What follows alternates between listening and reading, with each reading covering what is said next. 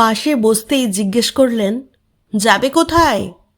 তাকিয়ে দেখি বয়স্ক একজন মানুষ, বয়স 70-এর কাছাকাছি, শার্ট প্যান্ট পরিহিত, কাঁচা পাকা চুল, লম্বা রোগাটে চেহারার একজন মানুষ।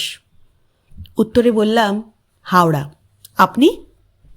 আমি বাড়ি ছেড়ে চলে যাচ্ছি। এইভাবে আর কদিন চালাবে? নিকুচি করেছে সংসারের। কথা শুনেই বুঝলাম কিছু একটা হয়েছে। জিজ্ঞেস না করে পারলাম না, কার প্রতি এত বিরক্ত কাকু? তুমিই বলো তো, সজনে ডাঁটা রোজ রোজ খাওয়া যায়? সেই মঙ্গলবার থেকে শুরু করেছে, আজ খেতে বসে দেখি সেই সজনে ডাঁটা। গিন্নিকে বললাম, আজও সজনে ডাঁটা? বলল, আরও 2 দিন হবে। আমি খেয়ে দিয়ে উঠে জামা প্যান্ট পরে চলে এসেছি, বলেই এসেছি আর ফিরবো না।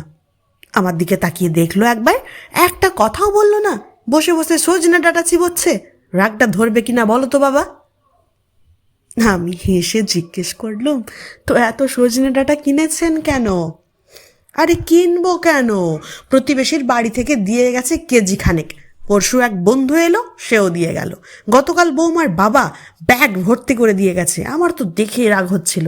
1 সপ্তাহে যা ডাঁটা চিবিয়েছি, সারা জীবনে এত ডাঁটা চিবোইনি। আমি বললাম, 2 দিন ছাড়া রান্না করো। কে শোনে কার কথা? বলে কিনা ভালোবেসে দিয়ে গেছে ওরা, না খেলে কষ্ট পাবে। তা আমার কষ্টটাও তো বুঝতে হবে। চলে এসেছি, রাগে পালিয়ে এসেছি। কি আর বলি, সান্ত্বনা দিয়ে বললাম, রাগ করবেন না, বাড়ি ফিরে যান। এই বয়সে রাগ করলে চলে? হেসে বললেন, ফিরবো না আর যাবো কোথায়? ফোনটা আসুক না, যতক্ষণ না আসবে ততক্ষণ ট্রেনেই চেপে থাকবো। আমার বিশ্বাস ফোন এক্ষুনি করবে। রিটায়ার করার পর কতবার এমন বেরিয়ে গেছি, ওই একটা ফোনেই আবার ঘর ফিরে গেছি। ততক্ষণে ট্রেন ফুলেশ্বর চেঙ্গাইল পেরিয়ে বাউরিয়া ঢুকবে। সিগন্যাল না পেয়ে দাঁড়িয়ে আছে ট্রেন। জিজ্ঞেস করলাম, কাকু বাড়ি কোথায় আপনার? কুলগাছিয়া।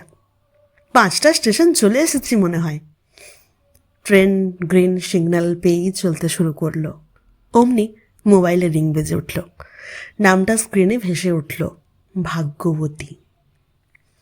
ওই কাকুর চোখে মুখে তখন আলাদাই একটা প্রশান্তি। উঠে দাঁড়িয়ে বলল, বাউরিয়া নেমে যাই, বুঝলে, তোমার কাকিমার ফোন।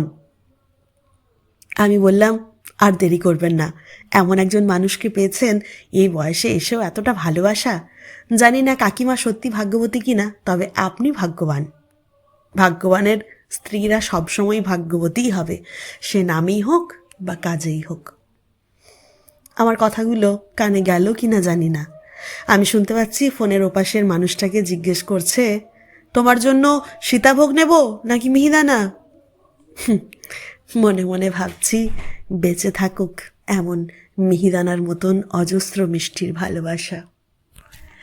লিখেছেন আমার প্রিয় লেখক, কলমে সরজিৎ ঘোষ।